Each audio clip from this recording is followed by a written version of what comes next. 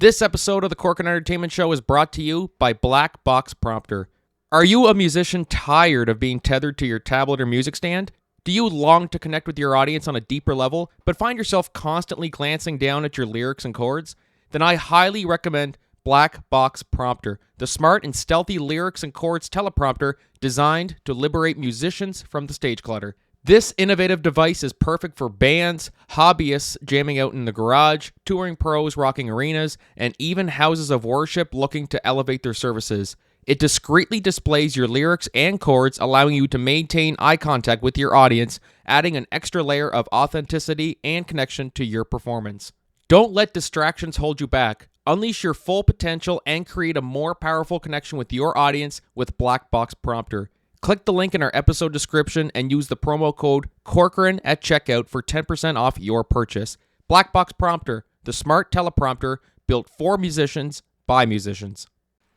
Hey, what's going on, everybody? Welcome to the Corcoran Entertainment Show. I'm your host, Franky Corcoran, coming at you with another episode, as always. But just before we start, I just wanted to just reflect for a minute, if you will indulge me.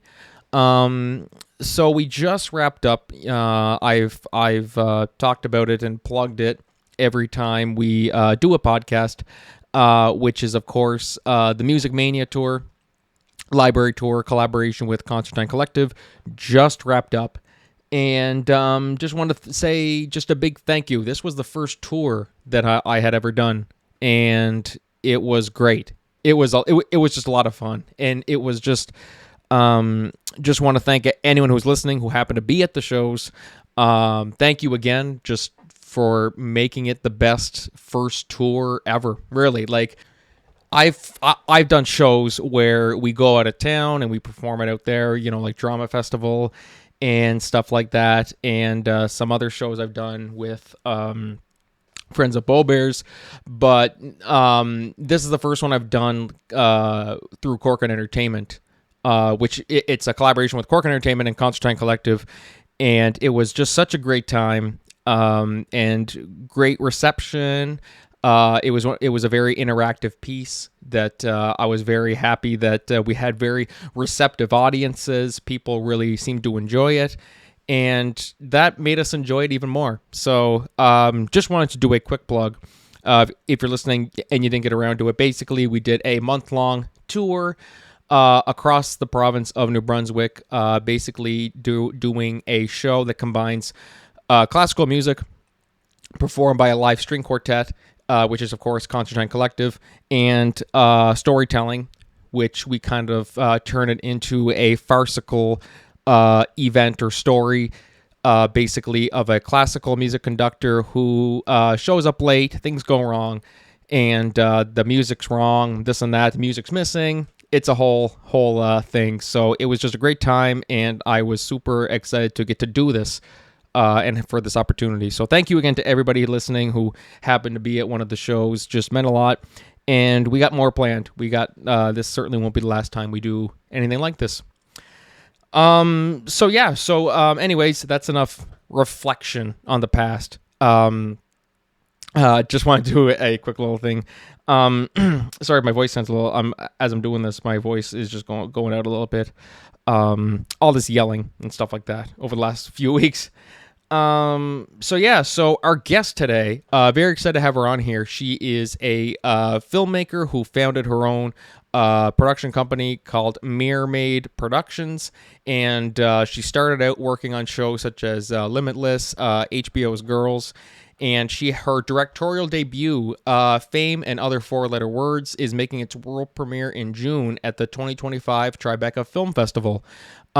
Super excited to have her on here today. Miranda Kahn, it was just a great conversation, and I was very happy to have her on here. We talk about a lot of things, and her movie, working in film production and all that stuff. Later on in the show, I want to talk about the TED animated series. That's right, we're getting a TED animated series. Is it a good idea? Is it not? We'll discuss it. And I want to review the first season of Georgie and Mandy's First Marriage, a show that I didn't plan on watching. I had no interest in it, but I watched the first season, and let's just talk about it at the end of it. Without further ado, guys, just sit back, relax, and enjoy the podcast today.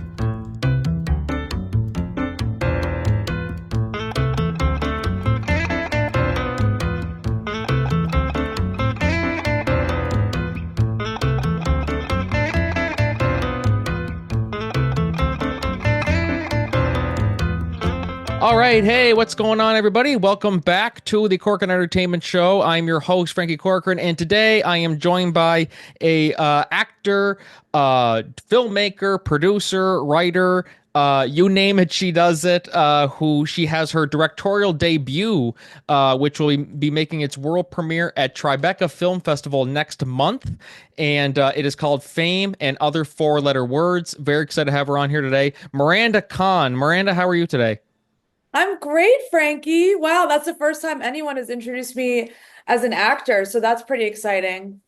Well, I know that was one thing that you said too. That I mean, of course, you're a producer, director, and all that stuff. But I know making it as an actor in the industry is a big dream for you too. So hopefully, this someone sees this, some casting director listens to this and go, "Yeah, I think I want to offer her a part or give her an audition." We'll see what happens. But so that's always kind of been in your vision, or what you wanted to do is acting, or was it kind of just directing or and producing came and that kind of just took over?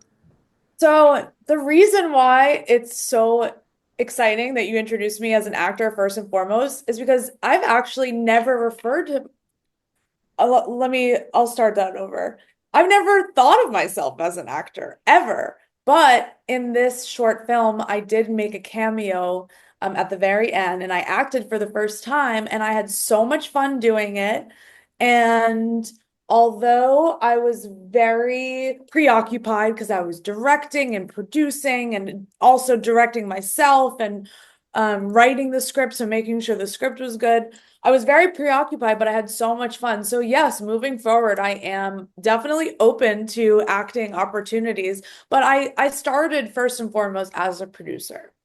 Oh, okay, awesome. And then it kind of just you kind of started to see because doing what I do, I started doing theater, like just acting, and then I realized I wanted to give writing a try, and then I wanted to direct, and so you kind of pick things up as you go, something that you don't really expect. Like you never expect I'm going to be an actor, I'm going to be a producer. It just kind of all falls into place. Hell, I want to be a podcaster. I never expected that, and here we are.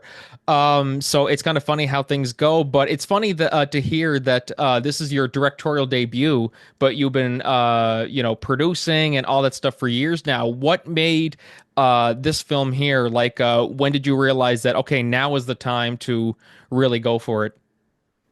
Yeah, I think it really all just came down to the story. I've been in the business for over a decade. I've worked every role in production that you could imagine, working my way all the way from the bottom as a truck PA, crafty PA, wardrobe, art, grip and electric. And I've been producing for a while now, and to me, making anything is always about the connection, whether it's the connection to the director, the connection to the story. Um, that's what this is all about. And to me, I just have this really strong connection to this idea that it would be so interesting if our world was completely flipped and if scientists and politicians and activists and environmentalists, if they were the trendy people on the planet. And it wasn't about being a model or being a musician or a star. All of those things are great. I'm a musician myself. I love entertainment, but it's just a really interesting thought thinking of what if like scientists were what was really cool. And so yeah, it really just came down to having this idea, feeling a strong connection to the idea. And rather than going out and someone else writing it, I decided I would challenge myself and just try to write it myself. That's awesome. That's really, really awesome. What was the writing process like for it, being that it was your first film? Obviously, I'm sure you must have had to have had some script consultants and a lot of revisions. How was the whole writing process? And was there ever a point during the process where it was the first time, not just directing but also writing? Was that did you have a point throughout it where you're like, I think I'm gonna stop. I think I might have got in over my head too much. Did you ever have that feeling, or did you just kind of just go, no, no, no, I started, I'm gonna finish it? No, absolutely. I mean, I started writing the script probably like 3 years ago, and it's a 14-page script, so it's not a lot. But the script took so many different turns, and it's so amazing what you can do with a story in even just 14 pages. Um, I definitely started on my own, but I'm very fortunate that I years ago was a part of a writers community, like a writers group. And I wasn't even considering being a screenwriter. I just really enjoy my industry and I wanted to just write for fun. So through that sort of writing workshop, so to speak, I really understood, like you said, the value of bringing it to friends, bringing it to quote unquote consultants. And so when I started writing this script, I probably spent about, a year on and off coming back to it when I could, not really thinking it would really happen, but just doing it for fun. And yeah, I guess I did that for a couple of years, honestly. And it really wasn't until about 2 months before the shoot where I was like, okay, I actually want to make this thing. Now I need to really finish it and refine it. And I got a group together. We did a table reading with a bunch of friends that consisted of actors, writers, television writers, movie writers, people not at all in the industry. And I really just collected everyone's feedback. I'm definitely one of those people that loves to collect information from others. I by no means consider myself to be an expert of anything. And I love hearing what people have to say. And yeah, so it was a combination of on my own some tips from the writers group I was a part of years ago, and really just collecting an amalgamation of feedback from a bunch of different friends and industry creatives and family. That's excellent. And so whenever you get those tips, because when you're writing a script, that script almost becomes like your baby. You're like, no, no, no, this is mine. But then again, you want to make it perfect. So when someone offers you a piece of advice saying like, hey, maybe instead of this, try this way, and you kind of disagree with that, how do you manage it and go, okay, this is how I wanted it, but that's a good piece of advice that might have changed the story a bit. Like, how do you kind of deal with the kind of back and forth with the people who you're workshopping it with and the feedback that you receive? Like, what stays in and what doesn't? I think the first thing is that I always lead with gratitude.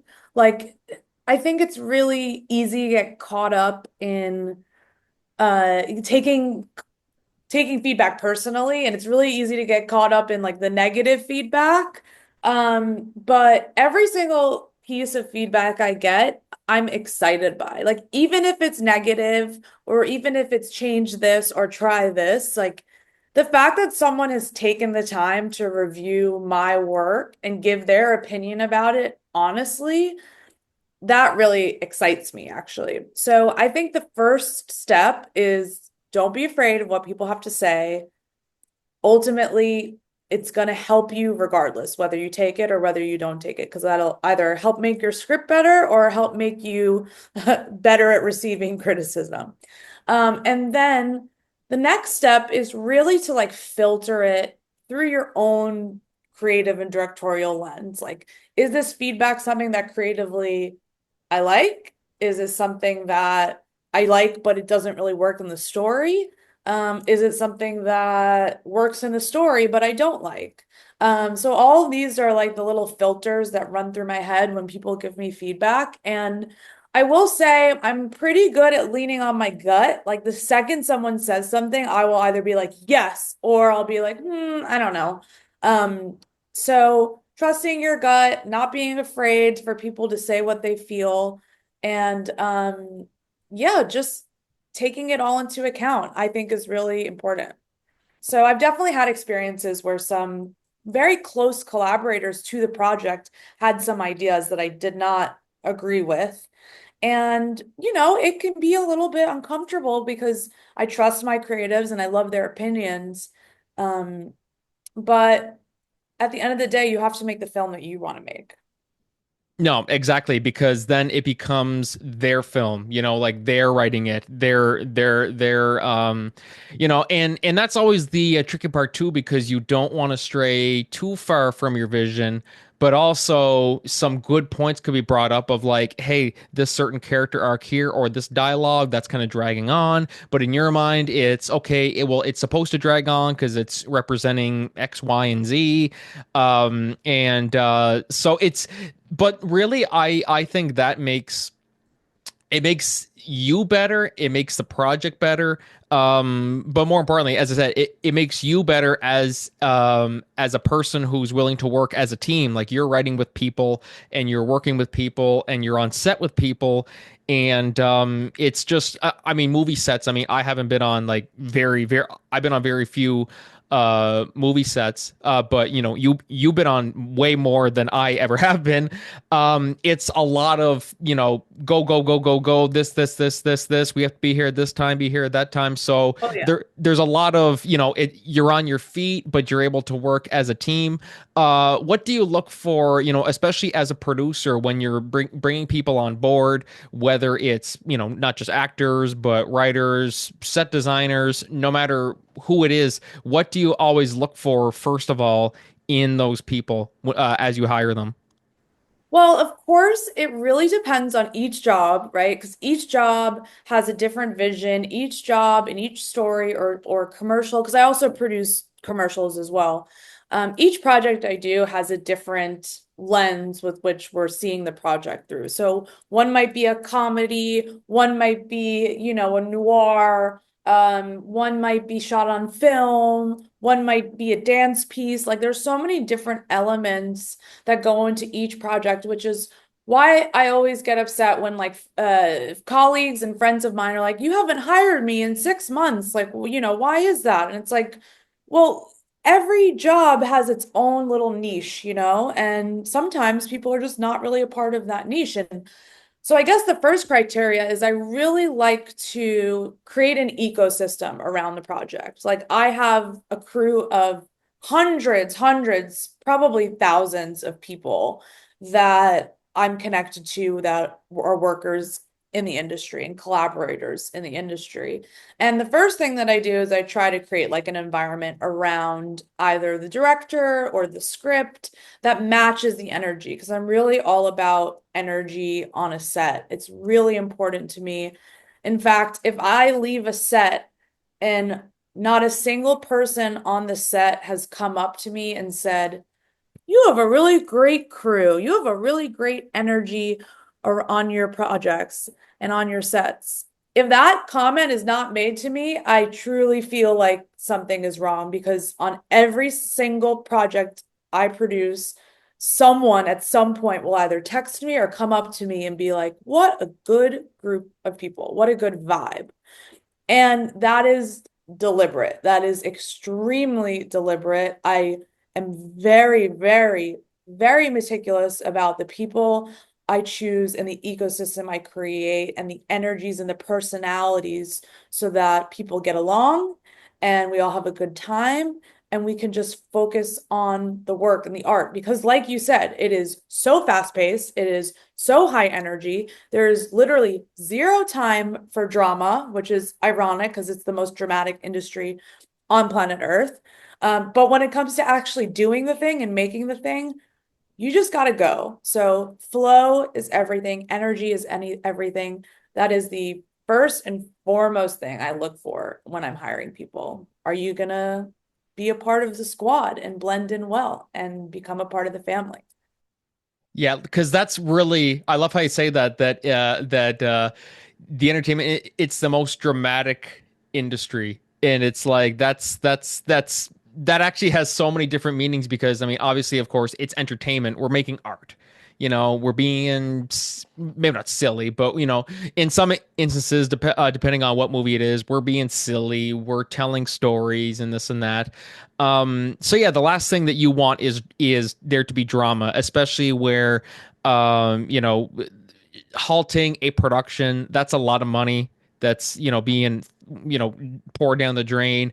And if it's being halted because little Timmy doesn't want to be near so and so, it's like, okay, well, grow the fuck up. Like, Totally. Totally. But it's really also interesting that over time you observe like when a a slowdown is appropriate and when it isn't. Like for example, I was recently just on set shooting a campaign with Paris Hilton, and she took, you know, her appropriately allocated number of time in hair and makeup, and when she got to set, her hair was all done, but she took one look at the shot and at how she looked in the shot.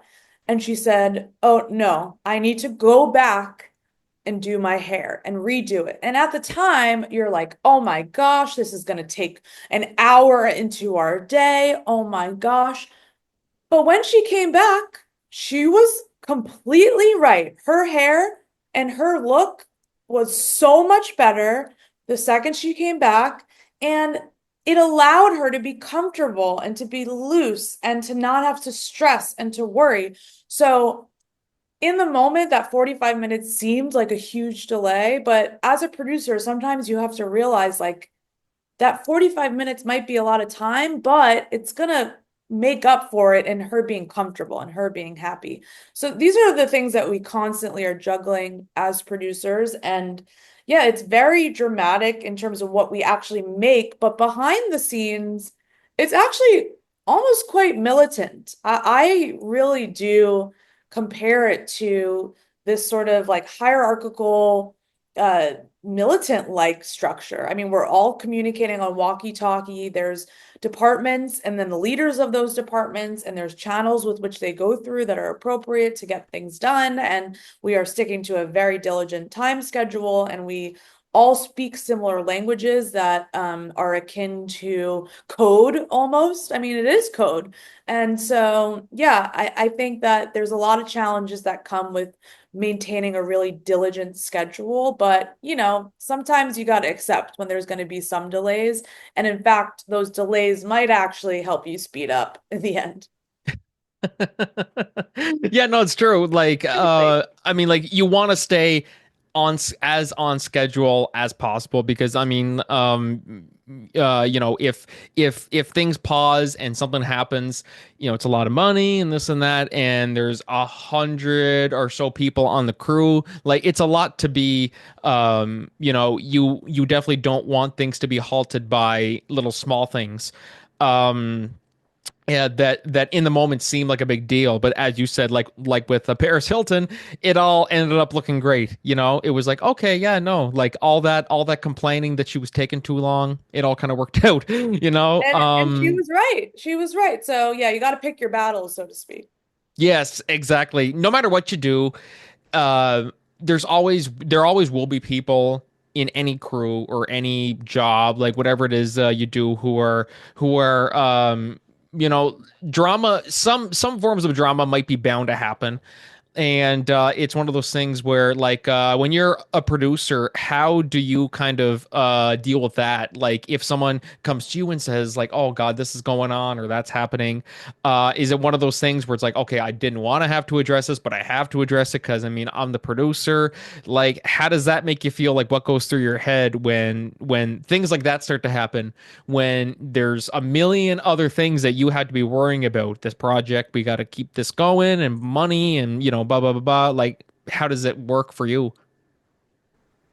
Honestly, if there is any sort of complaint that is brought to me, no matter how big or how small or who it comes from, I actually take those really, really seriously. It's really important to me that everybody feels safe and everyone feels respected and taken care of. And that's why my crews like working with me. That's why they keep coming back to working with me because everyone that works on a mermaid production or as, an employee of the company I'm representing, I want them to always know I have their back. So there's been so many instances where people have come to me, even a PA, PA, technically bottom of the totem pole. To me, extremely important and need to be well rested, need to be well treated, well respected, and need to feel important because they are important. I've had PAs come to me saying, "Oh, this department head spoke to me this way, and I didn't like that." And or the opposite. I have a huge, a really big person saying, "Oh, this PA did this to me." It goes in all the different ways. And I think the first thing is to just observe, right? I think before acting on anything, I try to see if I can observe this behavior. If it's so extreme and I can't observe it, then, I trust the people that I hire that they're being truthful. Why else would they be saying this to me? But typically, I'll first try to see if I can observe the behavior and catch it myself, because I just want to be able to see that with my own eyes. And then two, regardless, I will always confront these situations. I do not sweep them under the rug. I don't think that's smart. I think that when you do sweep them under the rug, it ends up blowing up even further than you would want. So I always address these situations, whether it's my boss, whether it's someone working for me. If there's something that arises that isn't appropriate, I will absolutely come and speak to that person. I will confront them. And then the third thing that I do is see how they react because I genuinely believe that it's not about the mistakes that you make. It is about how you handle yourself after the mistake has been made. So there's been times where I'll go up to someone and say, I heard this went on. That behavior is not something that we tolerate. What are your thoughts? What do you have to say? And I see how they react. And if someone comes back at me, "Oh, that's a load of horseshit, that's a load of crap, blah, blah, blah, blah, blah," then I have no issue just saying, "Okay, well, then you can go home." I unfortunately have had to let people go from sets more times than you would think. And it's usually because of some rude and just inappropriate behavior. And yeah, I have zero tolerance for inappropriate behavior, but I will, like I mentioned, go through these steps before taking those actions. Exactly. Instead of just almost like what cancel culture does to a certain extent, where someone comes out and says this and then boom, you're fired. You know what I mean? No investigation, no nothing. Luckily, Of you course. do your homework. You know what I mean? Absolutely. I definitely do my homework. And, there's been scenarios as well where I don't even have the ability to do my homework. I just have to do what's right in the situation. Yeah, there's on it. It's interesting you asked me because I haven't really been asked this question a lot. But yeah, there's definitely a lot of times where there is drama, and as the sort of captain of the ship, so to speak, the captain of this militant body that is making these movies, it is my duty to keep us, clean and keep us happy. And if we have to get rid of a weak link, then so be it. Things happen and you got to do what you got to do to, because you're not just thinking about the production, you're thinking about the people involved. And okay, your behavior is causing them to, they don't want to be here because of what you're doing. Like, fix it because we got shit to do. You know what I mean? Like, it's Yeah. it's it's almost like preschool. We're filmmakers, we're not teachers, you know.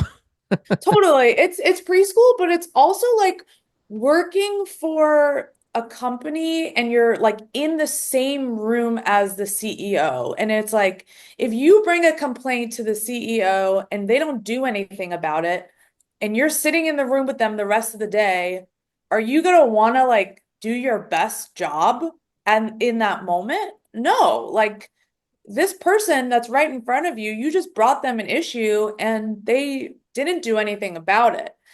I really believe that the top down in filmmaking is so important. How people at the top handle situations and problems, it permeates. The cells that is the movie set can sense those things. And if you have a producer, if you have a production manager who doesn't care about their crew's problems, then the crew will not do a good job. They won't care. They won't be into the project. And you won't get the best result out of the art that you're ultimately all trying to create. Exactly. We all have the same vision. We're just trying to get to the finish line. You know what I mean? And that's if filmmaking is a collaborative art. Art is collaborative, no matter what you're doing. Art with whether it's theater, music. You do lots of music as well too. It's all collaborative. And if there's one weak link, like one person isn't cooperating, it all kind of just the train just all kind of just like it all crashes. And so and that's it's the sad reality. It's one of those things where we don't want to have to deal with this stuff, but it's also like having insurance. Like, are you ever going to want to use the insurance? Well, no, but what are you going to do if something happens? You know what I mean? Like it's that's it's something you don't want to have to, but that's life. Life doesn't look at it and go, we'll go easy on you. No, Yeah. life just goes, we'll just throw whatever the fuck we want at you. That's Yep. that's all it does, you know? Mm-hmm. Yeah. And on a film set, there's certainly a lot of those things that can be thrown at you. And you just go right through it, go right Oh yeah. through it. And Oh yeah. speaking of music, you are also heavily involved with music. Feel free to tell me a little bit about that as well. Yeah, I mean, I guess you could say my production company technically started as a music video production company. We started, I founded the company in 2019, and the reason why I founded it was because at the time I had been producing music videos for a bunch of other people. And I got approached by Weezer to produce a music video for them. And rather than producing for another production company, the budget was not so great. And rather than giving the money to another company that wasn't even going to be there or do anything, I said I should just build a production company myself. So the very first project that we ever did was a music video. And from then on, we just continued to do more and more music videos. We produced for Arcade Fire and Interpol and SZA and Nas. We've produced for, a bunch of different musicians. We did something with Lady Gaga. Um, and that has a really special place in my heart because, as you mentioned, I am also a musician myself. I play the bass, and music is really such a comfort to me. And it is a way to like reset myself and ground myself and all those things. So I really love producing music videos because it's just a field I'm really passionate about. I'm very passionate about music in general. It like totally feeds my soul. So when I get to create a piece of art that is entirely devoted to like putting music out in the world, it's like the coolest thing ever. I think it's amazing. I love that I get to be a part of it. I love that I'm connected to so many of these different record labels and artist managers. I love kind of feeling like I have one foot in the music industry as well. It's pretty cool, actually. It really is cool, especially a competitive industry like that. The way you said it, it's almost like working in an ice cream shop. It's just like being surrounded by all these different Yeah, flavors and everything. It's like, oh my God, I get to work in all of this. I mean, it might not be an exact comparison, but it's that kind of similar. Just something that you love, or I don't know, if somebody like who likes smoking marijuana gets to work at a weed shop. This is like heaven to me, exactly. you know? Exactly. So to me, like music and movies are my favorite things. And so I'm kind of like at the ice cream shop every day, it's really fun. Or the weed shop. You're just you're Or doing the weed drugs by shop. watching and making movies. That's the best kind of Exactly. drug. Exactly. Exactly. I'm high on my work. And how many people can say that? Anybody who works in a weed store, you would Yeah. just be sitting there, the smell of weed just in the air. I've been in one of those shops in Canada before, and it's very, as soon as you walk in, you're like, oh God, like it just it just hits you like a ton of bricks. So I can only imagine what the workers feel like. It's Uh, funny because there's definitely been some music videos I produced where the sets themselves smell like weed shops. even though they're not actually weed shops, it's just people It's just people coming to the set. It's just like, oh, Snoop Dogg was here. Oh, okay, that's fine. Like, exactly, exactly. That sort of vibe. That's definitely happened on a lot of sets as well. of all the music videos that you produce, who's probably the biggest star that you've done it for? You mentioned Lady Gaga, right? Is there any other big stars that you've worked with? In terms of music videos, I mean, I guess Quincy Jones is probably the biggest. I mean, he's younger generation will probably not understand that, but Quincy Jones is one of the most legendary musicians of all time, Yeah. and may he rest in peace. So he was probably the biggest, and I would say he's almost bigger than Lady Gaga, but maybe I'm crazy. Yeah, so Quincy's probably up there. I think SZA is up there. I think her is up there, and I think Nas is up there. Um, yeah, Danny Brown, Run the Jewels. I don't know. I feel like they're all amazing celebrities, quote to me. I think they're all amazing. The Corkin Entertainment Show is brought to you by Podmatch, the ultimate platform designed to connect podcast hosts with prospective guests effortlessly. Are you a podcaster looking to elevate your show to new heights? Or perhaps you're a guest hoping to share your story with a broader audience? Whatever your podcasting goals are, we have the perfect solution for you. Podmatch simplifies the entire process of discovering guests for your show or finding podcasts to feature your expertise. Now imagine a platform where you can easily match with like-minded creators tailored specifically to your niche. With Podmatch, you can effortlessly network with influencers and thought leaders, all while staying true to your podcast vision. There are a multitude of ways that Podmatch can help you grow your brand. You can be part of a thriving community of podcasters and potential guests. Engage, collaborate, and grow together. If you're ready to experience these fantastic benefits for yourself, we invite you to join Podmatch today. Head over to www.joinpodmatch.com/Corkin Entertainment and sign up right now for only $6 a month. That's right, you heard me right, $6 a month. Join the Podmatch family today and watch your podcast soar to new altitudes. Thank you for tuning into the Corkin Entertainment Show, and happy podcasting. Well, it's funny that you mentioned that, like, Quincy Jones, and that, like, not many people would know who that is now. I think, like, for our generation, it's we grew up with Lady Gaga. Like, Quincy Jones is to what people is to us, or Quincy Jones is to everyone else in those days, and born in those years, to what Lady Gaga is to us, where we grew up. She was like the biggest thing in the world, or Justin Bieber was the biggest thing in the world. Completely. So it really just depends on what generation that you're in. But yeah, if I had to say Quincy Jones or Lady Gaga, maybe I'll put that as a poll. People can vote on that. Quincy Jones or Lady Yeah. Gaga, who's more popular? Yeah, what's Um, your vibe? And of course, I've also worked with Beyonce, and she's the actual queen. I shot a lot of her a Renaissance tour.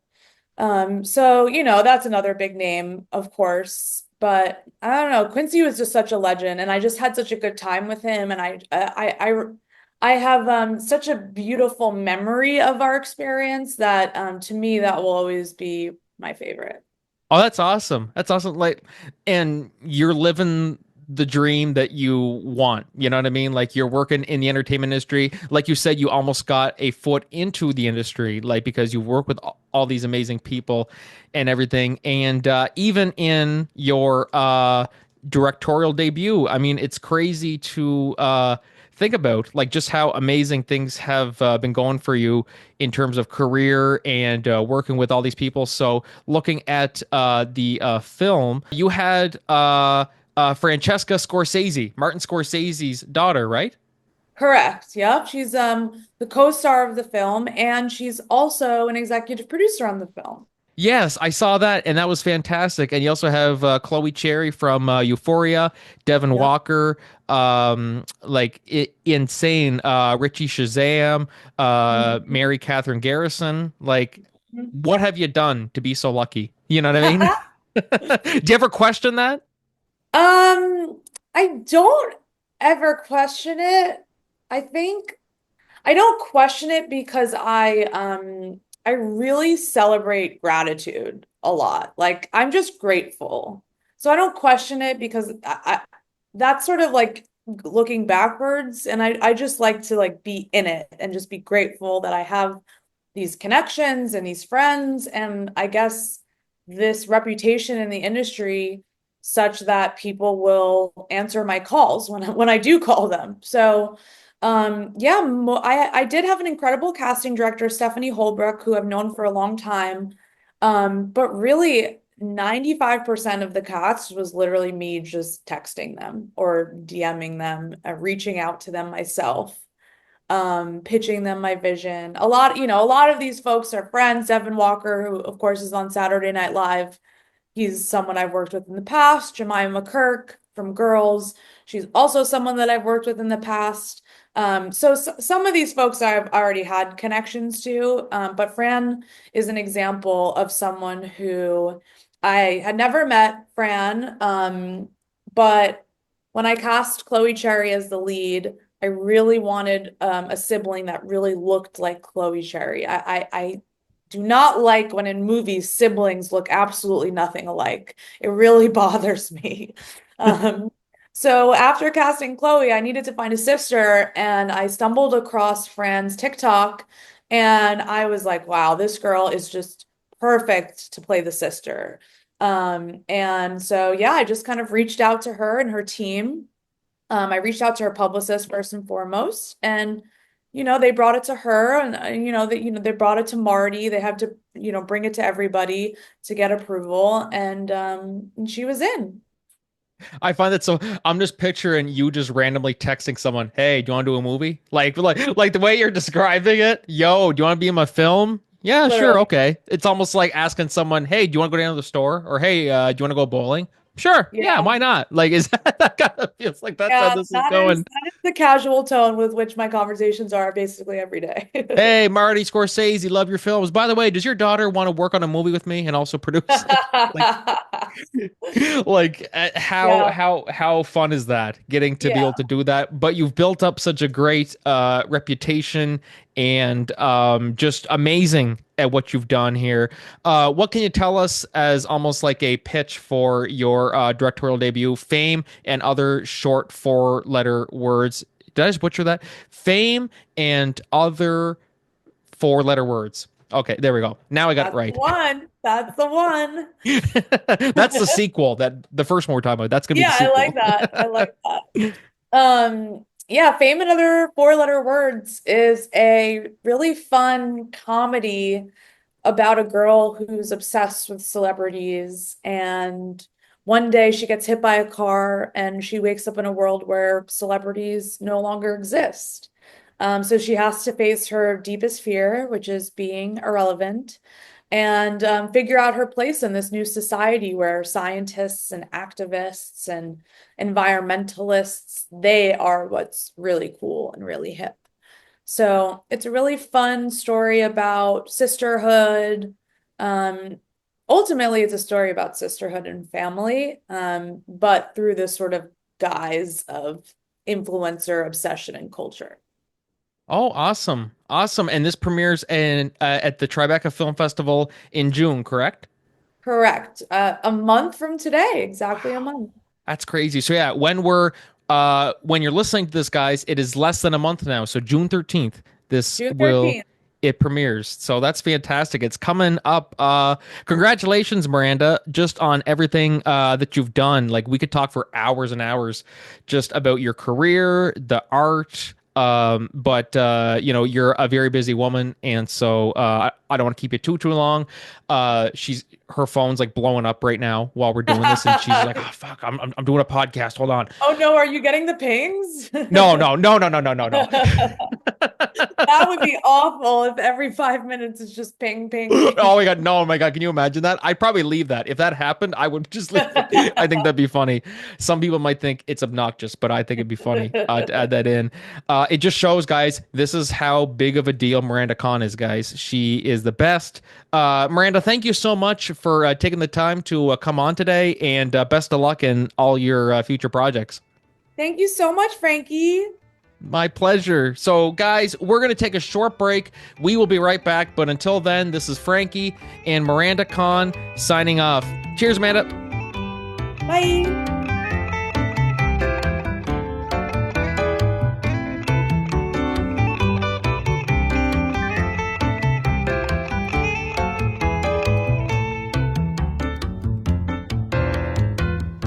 Hey everybody, what's going on? Welcome back to the Cork and Entertainment Show. That was me and Miranda Kahn. Thank you, Amanda. Thank you, Miranda, for coming on. Really appreciate it, and yeah, very excited to see how your film, performs, and just very excited to see where your career goes now. The directorial debut. So thank you again, Miranda. I appreciate it. So moving on with the podcast today, I wanted to talk about the TED animated series. Now, you might be wondering what I mean by that. So of course, we have the TED TV show, which I've talked about many times on the podcast, is fantastic. It is such a good show.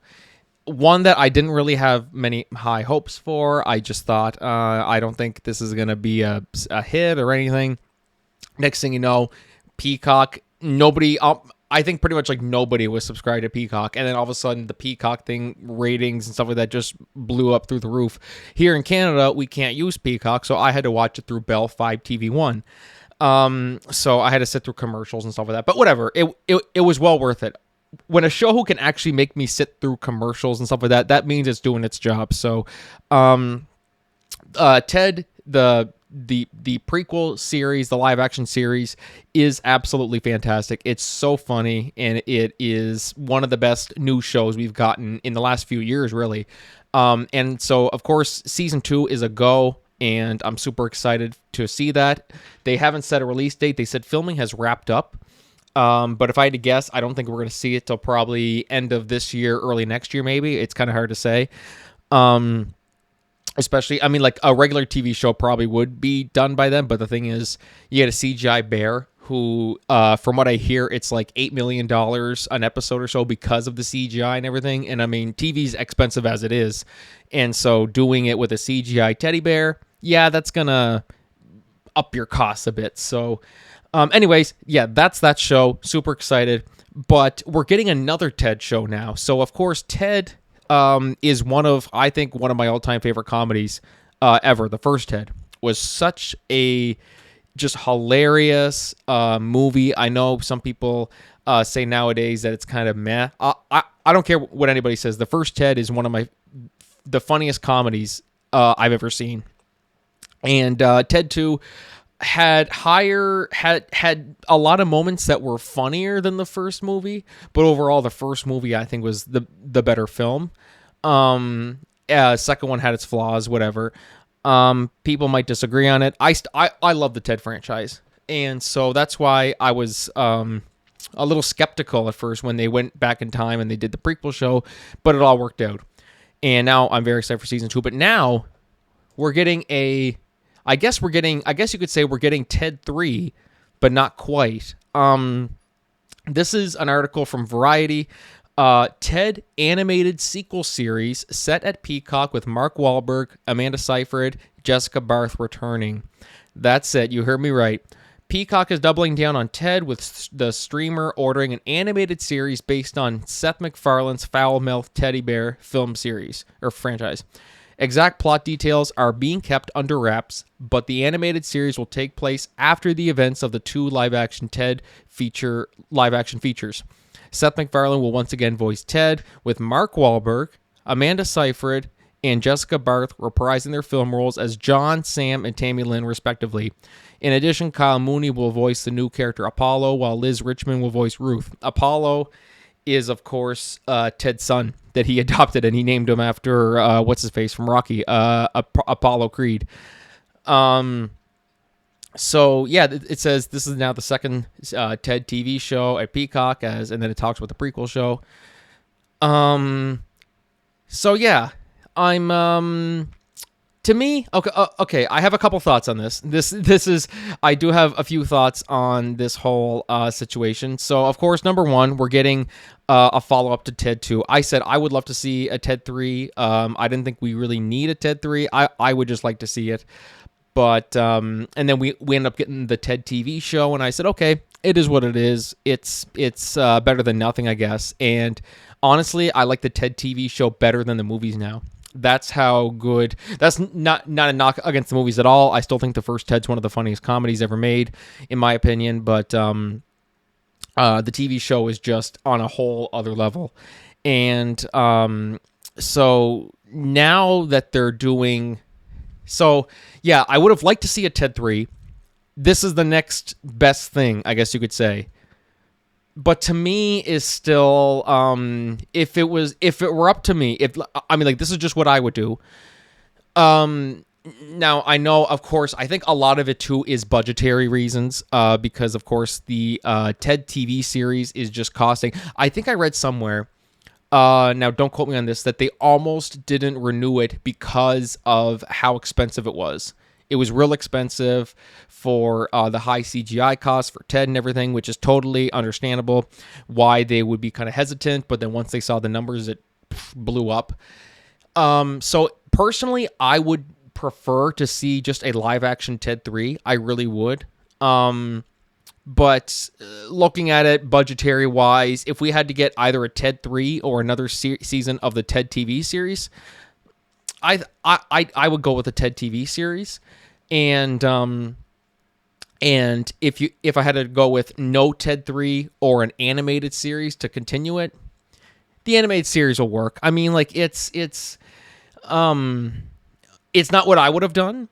And I think a lot of people are still in that mindset that it's not what they would have done. But for me, I'm still, I think this is still great. They're kind of expanding the universe. I wanted to see some sort of continuation after Ted 2.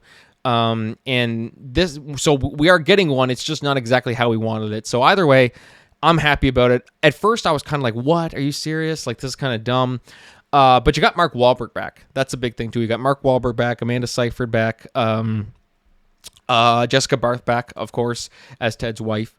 And I think it could be a lot of fun, like Family Guy, like the Family Guy animation, American Dad animation, but with Ted. I think that would work very, very well. I know a lot of people argue that a lot of the charm will kind of be gone because it's better in live action because, you have real people and then a actual live talking CGI teddy bear that looks real. So that's doing it animated would kind of lose its appeal, but it is what it is. I mean, Family Guy has a talking dog, and they managed to get away with that too. So yeah, that's just my take on it. I think it'll work out good. Now, whether it goes past season 1, if we get a season 2, season 3, who knows? That remains to be seen. I certainly didn't expect the prequel show to get renewed for season 2. Just as soon as I heard it, I said, yep, this isn't going to make it past season 1. And now I'm like, I want this show to continue on for years, So yeah, super stoked to see how this turns out.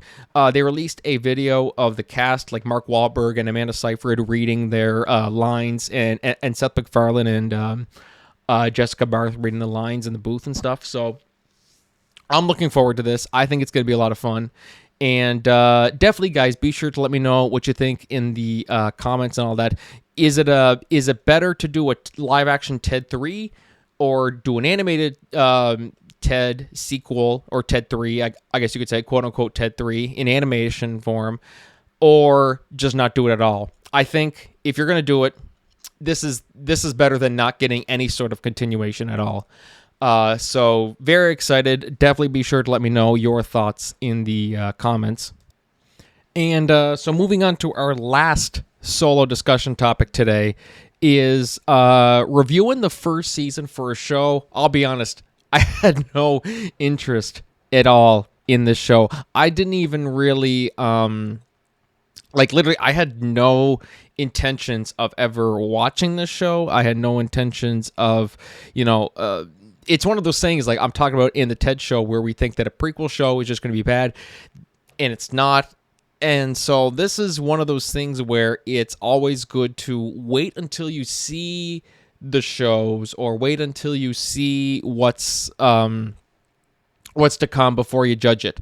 Like, I'm kind of going off on a tangent, but a good example is, of course, the Robert Downey Jr. coming back as Doctor Doom. Yes, I may be judging it right now, but if I end up loving it or whatever, then yeah, then maybe I should be more open to it because I think it could work out. But anyways, that's another topic for another time. I talk about that a lot on the show. But this one here is Georgie and Mandy's first marriage. Now, this is, of course, a spin-off of a spin-off, which is really interesting. Um, I I can't remember. Is this the first time that there's ever actually been a spin-off of a spin-off for a show? Anyways, I binged Young Sheldon earlier this year, because literally, I mean, like, I've always liked Big Bang Theory. It kind of fell off for me after like around season 5-ish or so.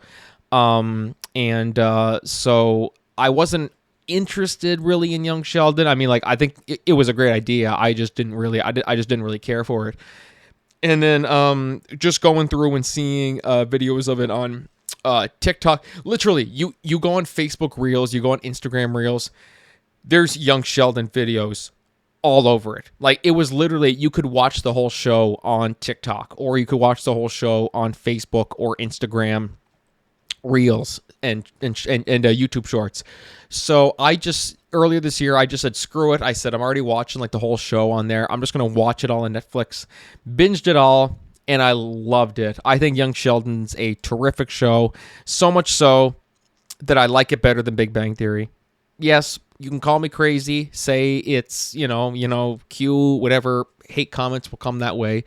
I think it's way better than Big Bang Theory. I think it gives me those Malcolm in the Middle vibes, which is one of the greatest shows of all time, and it's just a great show. Like, it was just truly from start to finish. No laugh track, which was excellent. It really, really worked out, because that was a problem with Big Bang Theory, where it was like, if the laugh track wasn't there, would that be funny? Young Sheldon was just always, it didn't need a laugh track to be funny. It was just funny. So, and it was also dramatically, it was very, very well done in certain areas with character deaths and character dynamics and drama and all that stuff. So, and stuff that you could relate to as well. So it was with great interest when I learned that, of course, they are making, or that they were going to make, a spin-off that follows Sheldon's brother Georgie, played by Montana Jordan, and his wife, who's 11 years older than him, played by Emily Osmond. And so I was like, this is an interesting concept. So I checked it out and ended up, same thing with Ted. We were talking about Ted earlier. Watched it all through, Bell 5 TV1 weekly. And I got to tell you, it was really good. It was quite good. Like, it was now, as I always do with my reviews and stuff like that of shows or movies or whatever it is, I start with the pros, I go with the cons, and then I kind of summarize it all with a score out of 10. So, the pros of this one here is, the writing is still top notch.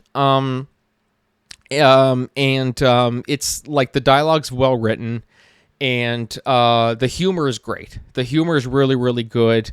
And it's one of those things that it doesn't really, you don't, sometimes, I mean, okay, yeah, I almost started to go off with a con.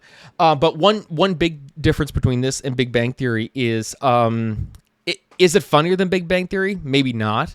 I mean, it's only one season, so it's kind of hard to judge it and say what's better or whatever. But the writing's so good in this that there are points that I'm like, yeah, this is funnier than something that I would have saw on Big Bang Theory. Now, granted, first season, we got to kind of give it time, because there's still lots of room for the show to grow and evolve and all that. Or devolve, we'll see how it goes. But right now, the writing and the humor is great. It just always makes me laugh. The performances are amazing, and I mean, like, you see a lot of these characters who are from Young Sheldon, where they're not doing it in front of a live studio audience, so you kind of wonder how are they going to transition. They transition so seamlessly, like it felt like they were always. It felt like they always did Young Sheldon in front of a live studio audience, and that is such an incredible talent. That takes talent to do stuff like that. So they all did great. Montana Jordan was terrific.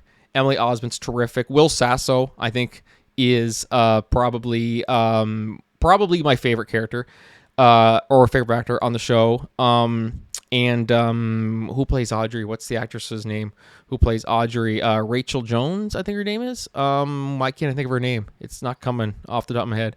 Ruben is a terrific character. Connor is a terrific character. Like he was everything that Sheldon should have been. I would watch a spinoff of Connor. Hopefully after this they do a Connor spinoff. That's how good his character was. So that's that there. Is just the writing, the performances, and the characters. And also, speaking of characters, the lack of Young Sheldon characters really worked to its advantage. Like, I'm seeing people saying, oh, they got to put this person in, they got to put that person in. But to me, it's like you got to let Georgie and Mandy grow as their own characters. You don't want to just constantly just go, oh, look, there's Missy, there's Mary, there's blah, blah, blah. So for me, that it really worked by kind of letting those characters pop in. Like, they're obviously still there. And when they are there, the episode really highlights them, but it wasn't so focused on those Young Sheldon characters that it kind of took away from Georgie and Mandy, because it is their story. Maybe as the show goes on, it'll do that with other characters, but we'll see. But now to move on to the cons. I almost delved into it when I talked about the pros, and it's the laugh track. The laugh track is just, to me, you see, I love shows that are... I love shows that have laugh tracks like Full House, and all those shows, Big Bang Theory. But for me, I'm like, I just think, one of the things that works so well with Young Sheldon, and I get it, it's its own show. Chuck Lorre, I saw, did an interview where he said they really wanted Georgie and Mandy's first marriage to feel different from Young Sheldon, and I totally get that. But still, I just said, I just think it still would have been fine if you had just, because they said they didn't want it to make it seem like it was just Young Sheldon season 8. No, we wouldn't have thought that. Like, I think it still would have, you have a different theme song, you have a different transition music, that tango thing, whatever it is. And so, yeah, I just think it would have worked so much better with a laugh track. But credit where credit is due here. The laugh track works way better than Big Bang Theory. The one thing I fucking despise about some laugh tracks and just doing it in front of a live studio audience is they laugh at the stupidest things. They cheer for too friggin' long at certain things.